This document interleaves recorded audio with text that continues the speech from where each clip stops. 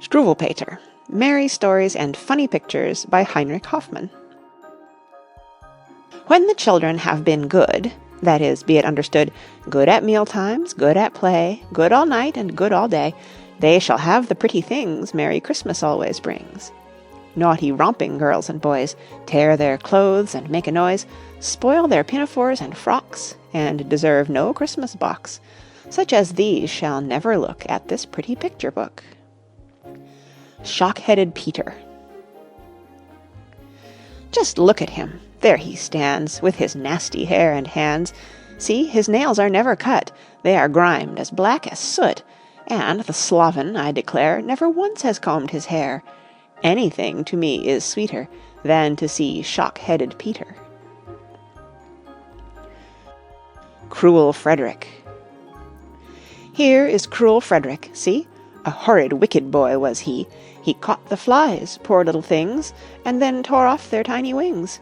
He killed the birds and broke the chairs, and threw the kitten down the stairs, and oh, far worse than all beside, he whipped his Mary till she cried. The trough was full, and faithful Tray came out to drink one sultry day. He wagged his tail and wet his lip, when cruel Fred snatched up a whip, and whipped poor Tray till he was sore, and kicked and whipped him more and more. At this good Tray grew very red, and growled, and bit him till he bled. Then you should only have been by to see how Fred did scream and cry. So Frederick had to go to bed. His leg was very sore and red. The doctor came and shook his head, and made a very great to-do, and gave him nasty physic too. But good dog Tray is happy now. He has no time to say bow wow. He seats himself in Frederick's chair, and laughs to see the nice things there. The soup he swallows, sup by sup, and eats the pies and puddings up.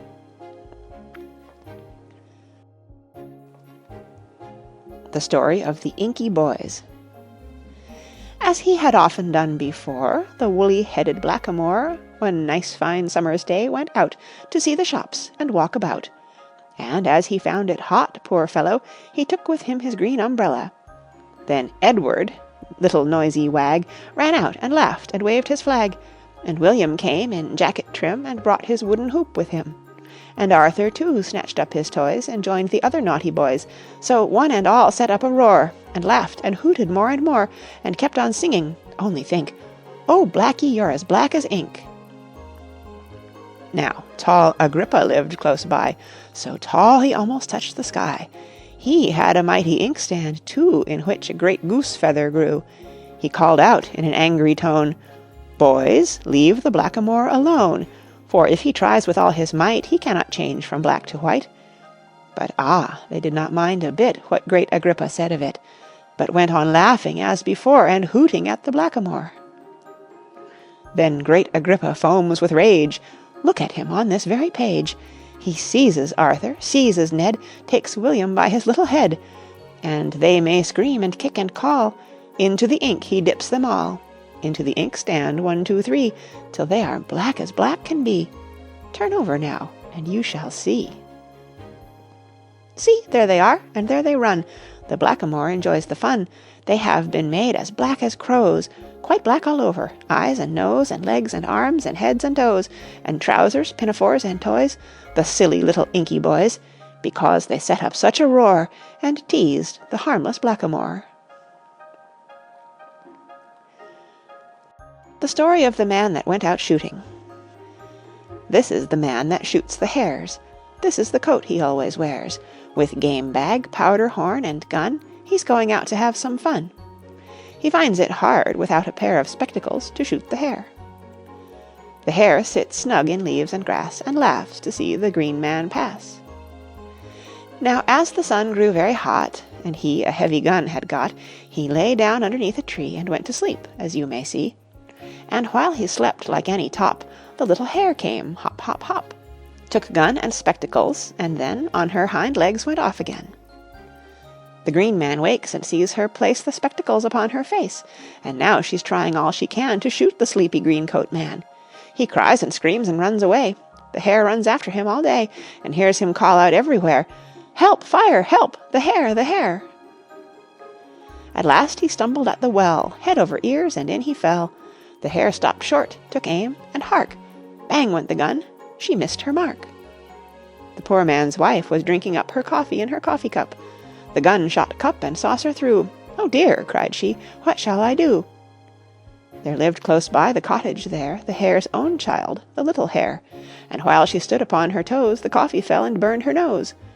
"Oh dear!" she cried, with spoon in hand, "such fun I do not understand." The Story of Fidgety Philip. Let me see if Philip can be a little gentleman. Let me see if he is able to sit still for once at table. Thus Papa bade Phil behave, and Mamma looked very grave.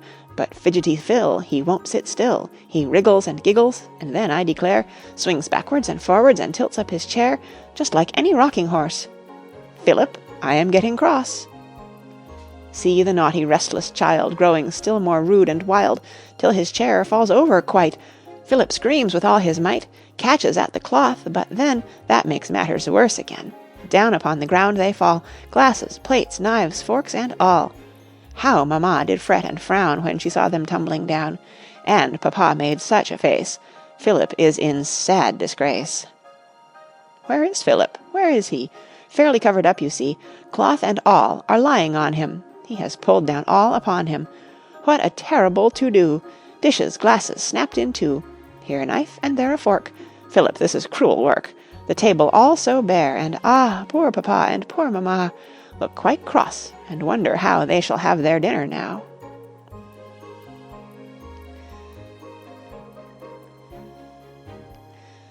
The Story of Johnny Head in Air. As he trudged along to school, it was always Johnny's rule to be looking at the sky and the clouds that floated by. But what just before him lay, in his way, Johnny never thought about, so that everyone cried out, "Look at little Johnny there, little Johnny Head in Air."